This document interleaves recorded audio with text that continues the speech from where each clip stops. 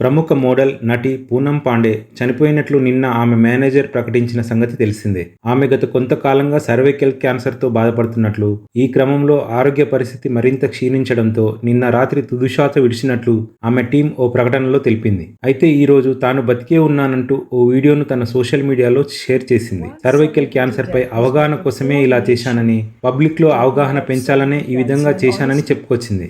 అయితే అసలు ఈ క్యాన్సర్ ఏంటి, ఎలా వ్యాపిస్తుందో మీకు తెలుసా? సర్వైకల్ క్యాన్సర్ అంటే గర్భాశయ ముఖద్వార క్యాన్సర్ అన్నమాట.